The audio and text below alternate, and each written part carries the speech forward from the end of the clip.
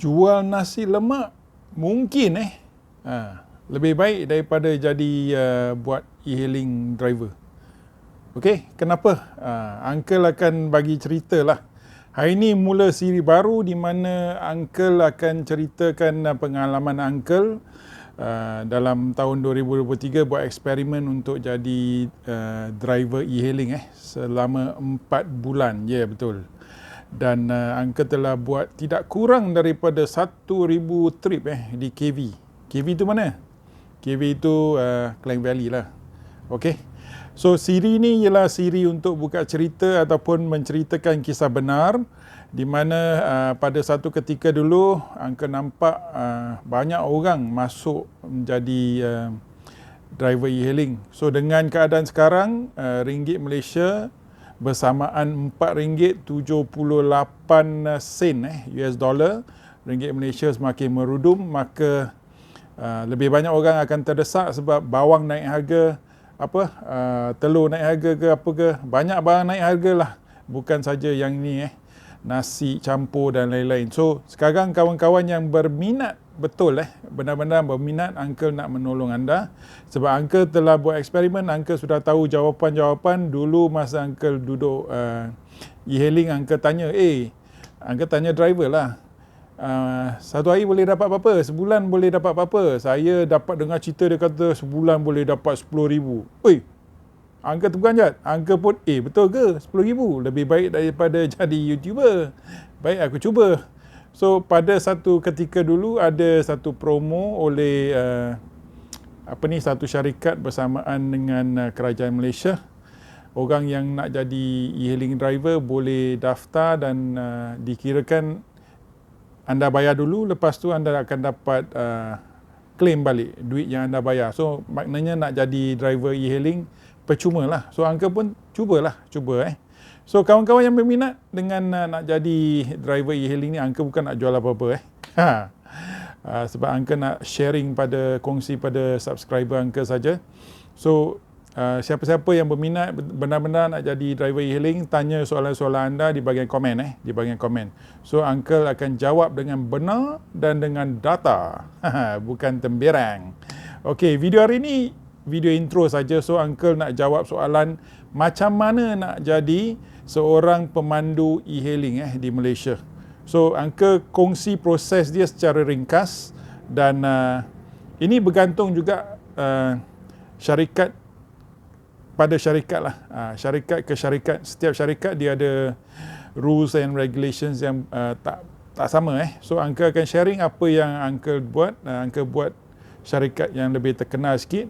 So, yang pertama ialah anda kena daftar kelas.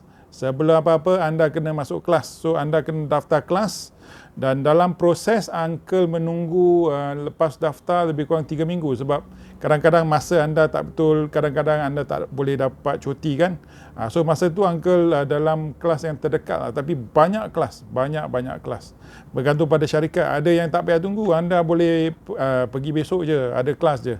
Okey. So anda kena daftar kelas dan pada masa Uncle kena bayar dulu, lepas tu claim balik daripada syarikat ataupun syarikat akan bagi balik duit yang itu daripada penajaan daripada kerajaan lah. Tapi sekarang mungkin ada banyak Uncle tengok website pada hari ini, banyak website yang kata tak payah bayar langsung, percuma je.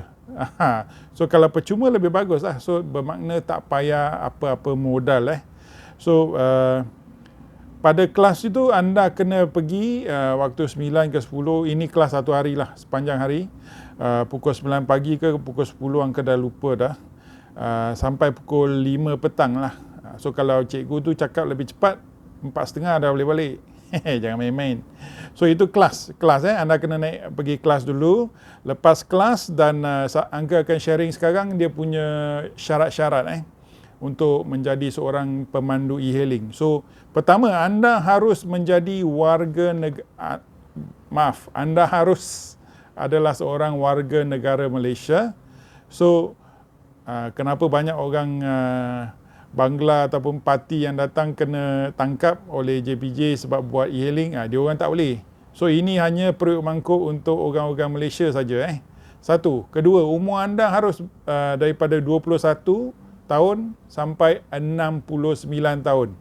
So banyak angka-angka yang tua-tua tu, diorang masih layak 69 umur yang paling tinggi. Lesen memandu D ataupun DA. Dulu lesen P diterima tapi sekarang macam tidak diterima. So mungkin korang kena tanya sikit. Kalau tak faham, pergi tanya syarikat yang anda berminat lah. Anda pun harus buat research ataupun buat kajian antara syarikat-syarikat. So pada Uncle, kalau nak buat dengan syarikat yang lebih besar lah. Syarikat yang lebih kecil, yang tak terkenal. Ada banyak tau, ada banyak syarikat e-hailing di Malaysia ni.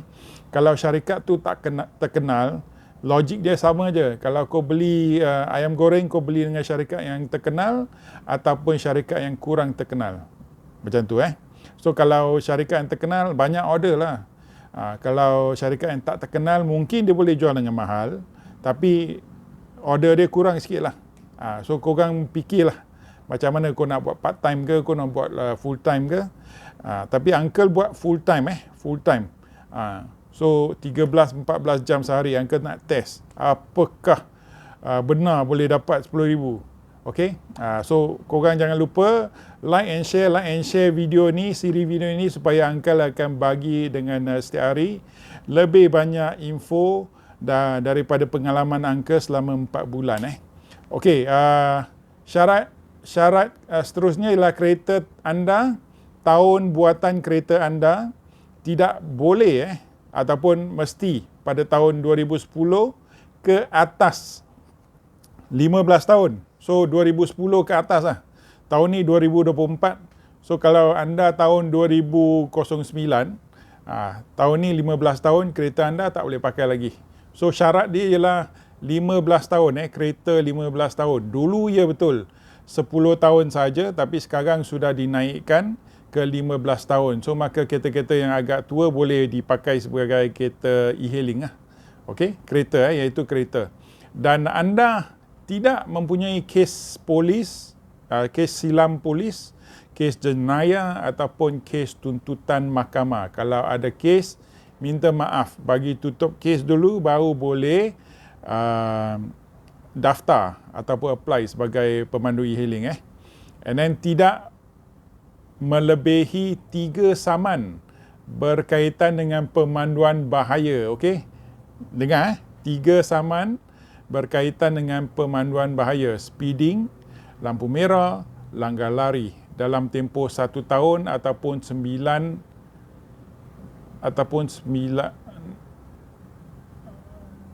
nanti ataupun 9 dalam tempoh 1 ataupun 9 tahun dalam tempoh 3 tahun. Macam mana ni? Okey, macam inilah. Senangkan kata, kalau anda ada kes saman, kes pemanduan bahaya, ada tuduhan mahkamah yang baru lepas dalam setahun dan hingga 3 tahun, anda mungkin tidak layak lah. So kalau ada, secara depan tanya syarikat dulu, boleh saya ada kes yang macam ni, boleh saya daftar? Jangan buang masa. Kalau tak ada, kau tunggu nak pergi kelas, excited kan, tapi tak boleh. And then borang hanya untuk pemohon yang menetap di Semenanjung Malaysia sahaja. Sabah, Sarawak tidak diterima. Okey, pick-up, 4-wheel drive, van, kereta daftar syarikat dan teksi tidak diterima. So ini ialah untuk e-hailing kereta biasa lah. So kalau anda ada teksi, mungkin anda boleh try kategori yang lain, macam e-hailing taxi, anda boleh diterima juga. Kalau ada van, bergantung pada jenis van lah, bukan van angkut barang. Kalau kau bawa van macam Toyota Avanza, mungkin boleh, saya pernah nampak. So kau kena tanya dengan betul jenis kenderaan. So ini ialah 7-8 syarat yang ada supaya anda, kalau nak jadi driver e-hailing, anda kena wajib lepaslah syarat-syarat yang sebegini. Okey, so selepas dah pergi kelas, anda dah dapat dah layak syarat-syarat yang 7-8 ni, anda dah pergi kelas, anda pergi daftar kelas, lepas tu dah dapat kelas, dah lepas kelas, apa anda buat? Selepas kelas, anda harus buat medical check up, pergi buat pemeriksaan kesihatan di klinik-klinik. Kalau korang nak tahu, boleh komen di bawah. Angka akan bagi tahu syarikat doktor kat mana di Klang Valley lah doktor yang Angka pergi paling murah RM50 je dan paling best sebab di Selangor kalau anda tahu banyak tempat tak ada parking. Yang ni ada VIP parking kosong kat depan. So Angka akan bagi tahu jawapan kalau korang tanya kat bahagian komen Okey, kos dia antara RM50 ke RM100 sekarang saya tak tahu. Tahun ni saya tak tahu sebab barang semua dah naik. Mungkin lain. Ringgit dah merudum. Lepas buat medical check up, anda harus pergi dapatkan lesen PSV lah untuk bawa kereta e-hailing.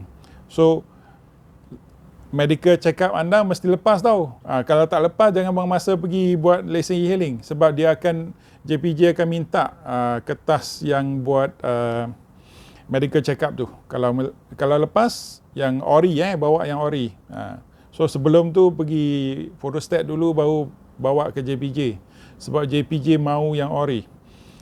Tunggu lepas dah mohon lesen PSV, dah bayar, dah dapat. Lesen PSV korang kena bayar lah. Setahun kalau tak salah RM20 lah. Okey, lepas dah dapat lesen PSV, kau kena tunggulah. Tunggu macam buat tak masa sama ada syarikat dapat kelulusan dan kadang-kadang ini pun berpautan sangkut dengan syarikat e-hailing tu sebab diorang akan mendaftar juga untuk lesen yang diorang. Angka dah lupa apa nama lesen tu dan anda harus meminta ataupun kalau insurans insurans penting. Insurans biasanya kalau anda seorang pemandu e-hailing yang baru, anda ambil insurans harian lah. So harian anda kena rujuk pada syarikat sama ada syarikat penanggung insurans anda, okey, syarikat penanggung insurans anda layak atau tidak memberi perkhidmatan insurans harian untuk driver e-hailing. Okey, dengar betul-betul bukan semua syarikat yang bagi insurans harian untuk driver e-hailing. So ada yang tak bagi. Kau tak bagi, mampus. Kau kena pergi tukar ataupun kau kena tanyalah macam mana syarikat akan menolong anda untuk menukar pada insurans harian driver e-hailing. Kalau tak ada insurans, kau tak boleh bawa juga. Okay?